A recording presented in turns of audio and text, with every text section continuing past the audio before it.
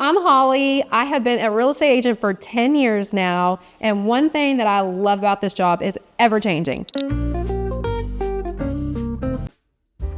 There's nothing really the same about any transaction, and I get to learn every day something new, which I love. And obviously, I love helping people purchase their home, which is one of their biggest investments.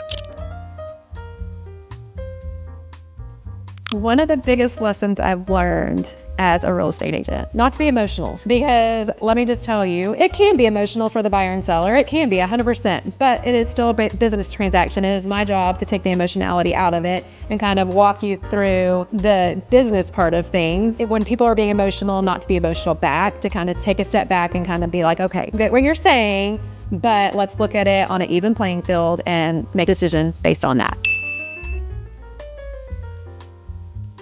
The way I go about finding the perfect house for a buyer is first I get their wants and needs, and then I kind of go step by step MLS, just kind of seeing what that broader picture looks like, and then I try to hone in on if it's like a 3-bedroom or 4-bedroom, the square footage, things like that. I kind of go through the pictures, making sure that some of the amenities that they want are in that house, and then I send them that and kind of get their feedback. And then of course I tell them something needs to be changed, then we can get it changed on the search, and then we can either start over or just hone in a little bit more.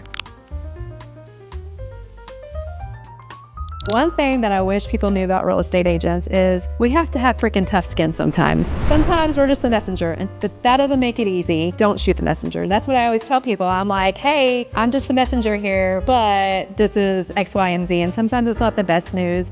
And then just sometimes it's tough just being the person directing everybody in a transaction. They don't like what you're saying, but it's the truth and it's where they need to go. I think that's the one thing that I would want people to know. I don't like to give them way too much information up front because they tend to get overwhelmed, especially if they've never done the process. So I like to sit down with them, kind of go step by step on what to expect, and then tell them they'll get more into the nitty-gritty as we go through it. So they have the expectation, but then they get to see the bigger process as we go. But obviously, first things first, I make sure that they're pre-approved.